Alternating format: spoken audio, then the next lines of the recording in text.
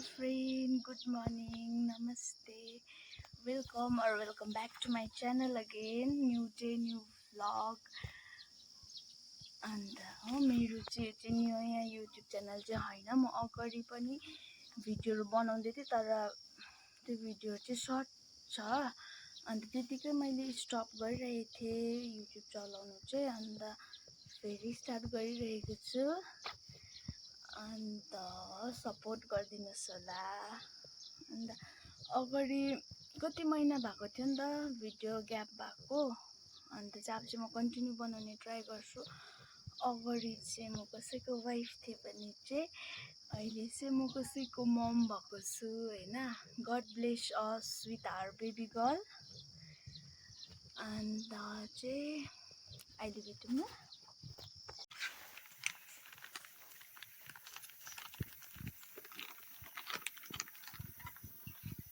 Okay, thank you. छिटो न छेउमा हेर छेउमा हेर भन्नु न। आमचुङ पनि खाने।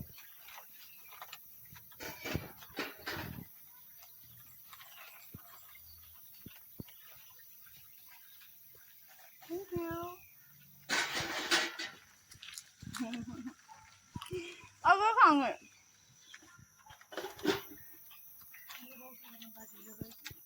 अझै खाने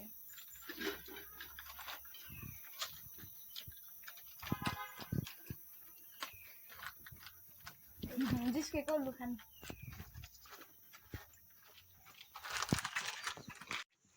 म चाहिँ नि बिहान बिहान कहाँ गएर आएँ भन्दाखेरि चाहिँ दोकान गएर आएको। मेरो काम थियो नि त अन्त चाहिँ थक गई। पानी परेको जस्तो हुँदैछ, बुस बुस बुस बुस पर्छ फेरि स्टप हुन्छ, बुस बुस पर्छ फेरि स्टप हुन्छ।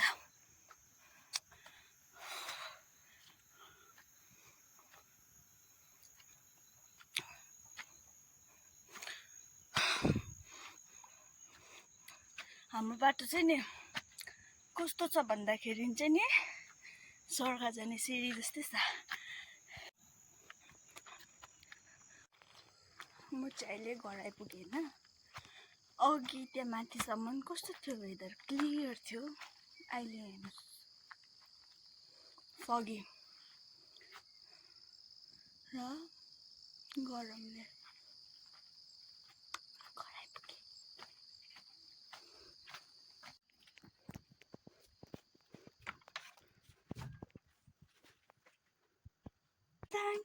BB good morning baby BB.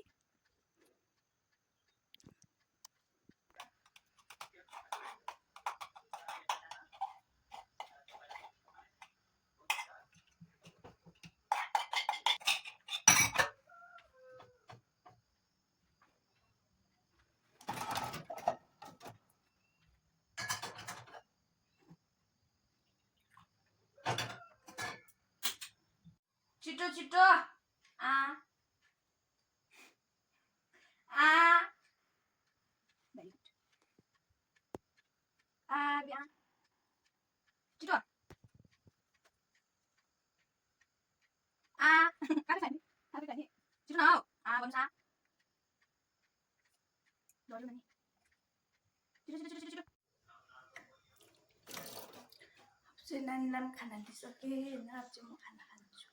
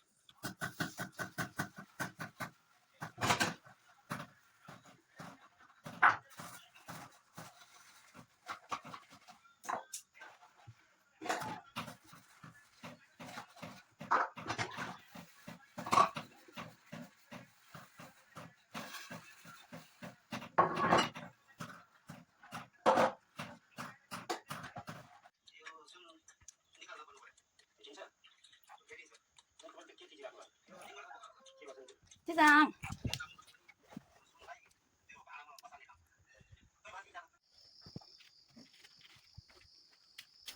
म चाहिँ नि हेर्दा लुगा सुकाउनु गएको अब चाहिँ घाम लागेको जस्तो हुँदैछ नि त अघि चाहिँ पानी पर्दै थियो कम्ती कम्ती सुकिसक्छ अलिअलि अघि चाहिँ घाम लागेको थिएन नि त अहिले चाहिँ अलिक घाम लागेको जस्तो हुँदैछ हो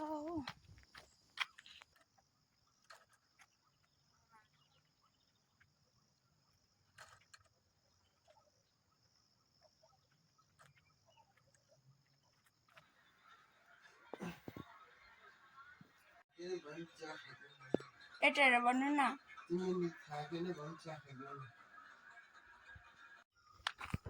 म चाहिँ अब गएको फेरि कहाँ कहिले भन्छु ल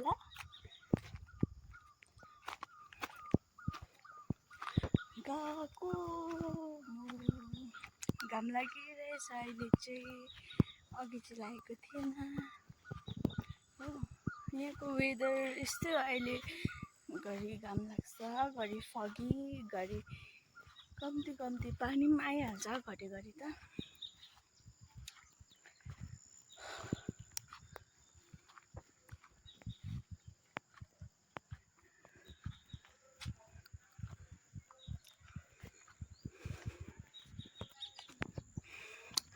यहाँ देख्न सक्नुहुन्छ यो पनि मेरो घर हो पुरानो घर हो अहिले चाहिँ हामी तल बस्छ नि त सिमला यहाँ चाहिँ नि कुकुर रहेछ कुकुर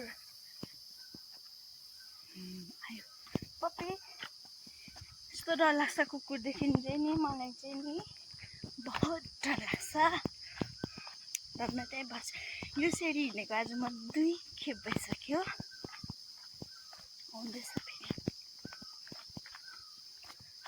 2 खेप भइसक्यो म हिँडेकै आज यस्तो अल्छी लाग्छ यस्तो घाममा हिँड्नु चाहिँ नि पुरा बेसी अल्छी लाग्छ अब चाहिँ म कहाँ गएको भनेर पुग्नु आँटेको छु क्यान्टिन त्यहाँ फेरि कुकुर भुक्दैछ ओ माई गड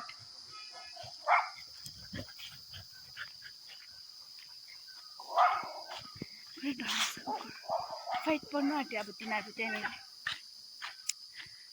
एकछिनमा भेट्छु ल दबाई खाइकन गएको अहिले सिजनै रहेछ हौ अन्त त यसपालि चाहिँ यस्तो खालको बिमार अब त्यो जाति हुँदै गएपछि फेरि मरि चाहिँ काटेर चोराको जस्तो म यहाँ माथि आइपुगेँ फेरि मैले एउटा सामानै बिर्सेँ फेरि जान्छु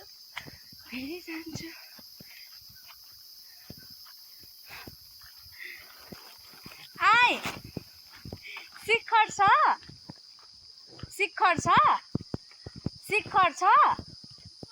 शिखर बिर्सेछु लाने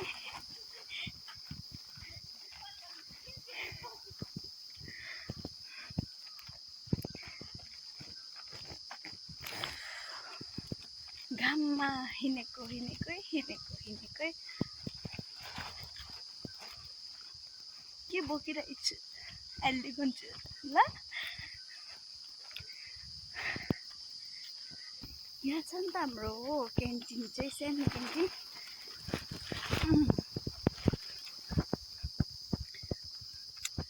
यहाँनिर चाहिँ खाजा पनि पाउँछ हामी बेला बेला पहिला खान्थ्यौँ आएर अहिले चाहिँ खाएको छुइनँ खाएको पनि छुइनँ म आजै हो कति महिना बादमा निक्लेको यसरी चाहिँ योभन्दा अगाडि निक्लेको थिएन अस्ति बिफोर प्रेग्नेन्सी निक्लेको थिएँ यसरी हिँडिबस्थेँ म कुदिबस्थेँ यो बाटो होइन आज चाहिँ धेरै महिना बादमा हिँडेँ धेरै खेप हिँडेँ यस्तो हत्तु हुन्छ यस्तो सिँडी छ सिँडी नभएको भए थाक्दिनँ थियो होला म तर यत्रो सिँडी छ कि हत्तु हुन्छु म त थाकेर हिँडेर के छ यहाँ हेर्नु नि एकछिन ल थाके पुरा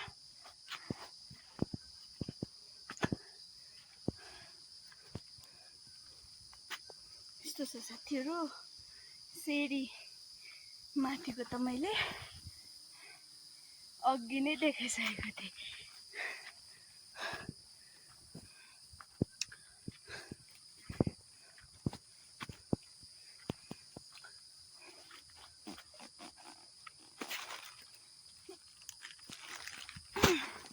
के रहेछ त यहाँ के रहेछ Oh my God के रहेछ यहाँ यो चाहिँ हो मेरो बेबीको डाइपर यस्तो छ साथीहरू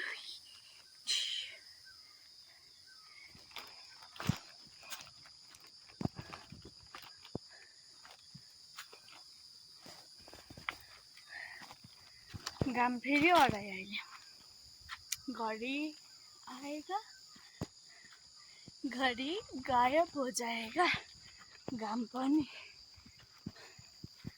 मिरिक्कै आउँछ पिलिक्कै जान्छ घाम नानीको डाइपर किन्दा चाहिँ हत्तु हुन्छ कतिजना नानीको आमाहरूले हेर्नुहुँदैछ भने पनि थाहा छ होला अन्त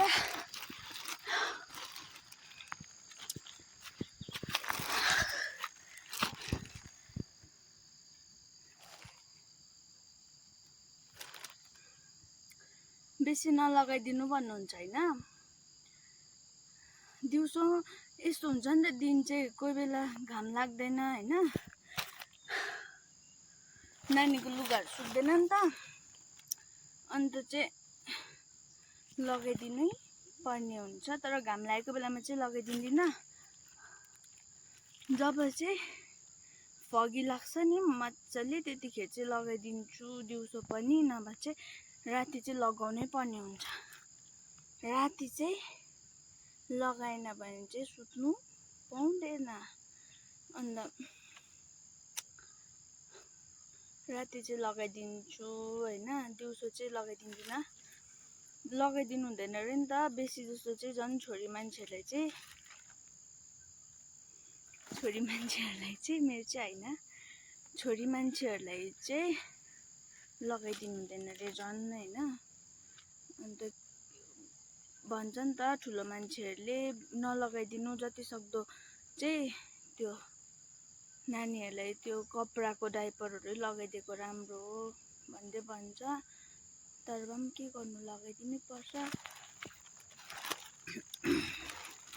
अन्त तीमाथि यस्तो दिनमा अब यस्तो भन्दा पनि आज त ठिकै छ दिन त्यो जाडो दिनहरूतिर चाहिँ नानीले त्यो लुगामै टोइलेट गरेर कतिखेप चाहिँ एकछिनमा गर्छ कोही बेला थाहा पाउँदैन नि त अन्त 5-10 मिनट भए पनि चिसो त्यो लुगा लगाइरहेछ भने चाहिँ चिसो लाग्ने डर हुन्छ नि त नानीलाई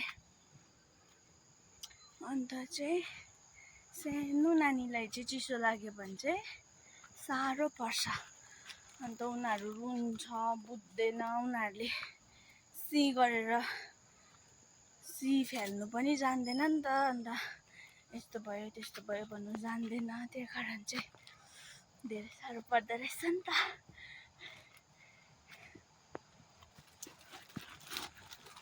त झुन्डुङ भएकोमा पनि झुन्डेर पुग्थ्यो सानले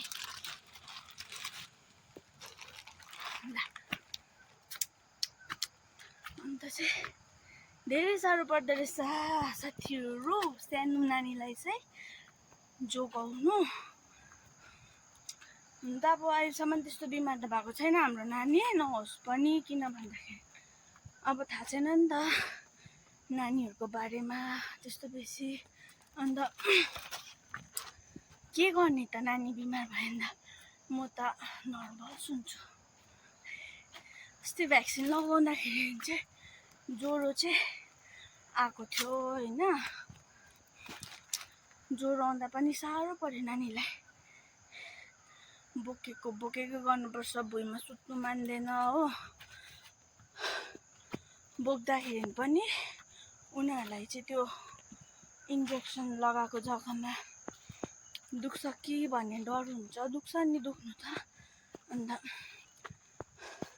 3टा लगाइदिन्छ इन्जेक्सन पनि होइन, 2टा फिलामा एउटा हातमा लगाउँछ। अन्त म त डर लाग्छ इन्जेक्सनदेखि। अझै पनि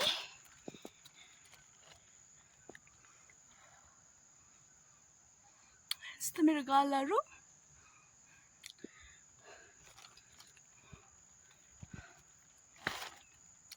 अन्त हामीलाई त डर लाग्छ इन्जेक्सनदेखि कति बेसी कति दुख्छ। हामी ठुलो मान्छेलाई त ज्वरो आउँदा कस्तो साह्रो पर्छ होइन।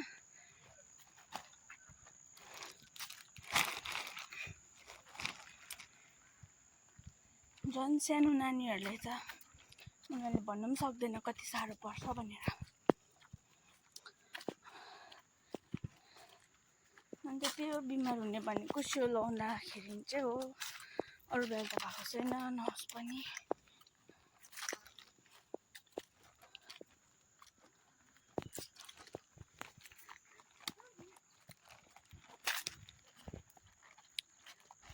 माई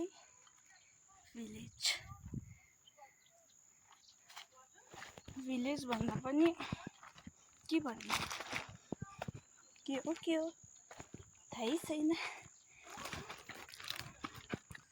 सिबीबारी, सिबी रुख टमाटर। सिबीबारी चाहिँ हाम्रै हो कि, तर सिबी चाहिँ नि बहिनीले रोपेको चाहिँ थाङ्ना नलगाउने खालको सिबी हेऱ्यो नि त। अन्त चाहिँ योपालि चाहिँ म त्यो रोप्ने सिचुएसन थिएन नि त मेरो, अन्त चाहिँ थाहै छ। अन्त बहिनीले रोपेको थियो। अन्त किन चाहिँ म आज कुदैछु यसरी भन्दाखेरि चाहिँ नि मेरो हस्बेन्ड चाहिँ बिमार हुनुहुन्छ नि त, ज्वरो आएको छ। अन्त चाहिँ आज चाहिँ त्यही कारण म कुदेको छु।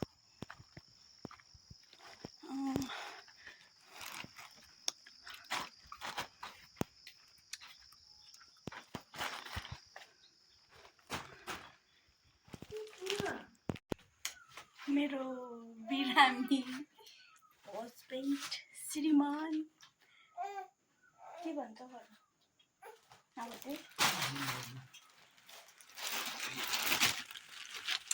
पसिना मेरो गाला भेरी बिग है।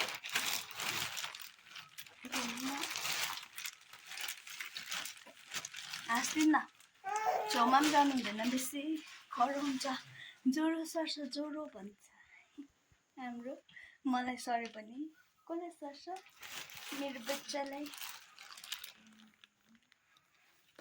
मेरो बच्चा चाहिँ यहाँ छ। मेरो बच्चा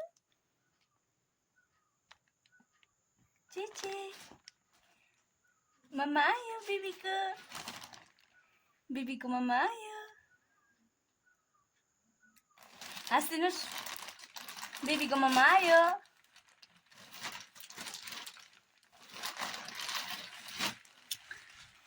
$8.99 रुपिस। र यति भन्दै आजको भिडियो चाहिँ म यहीँ एन्ड गर्छु। किन भन्दाखेरि किन थाहै छैन।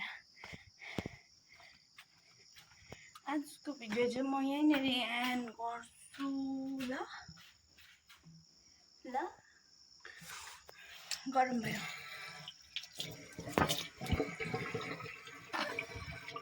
पसिना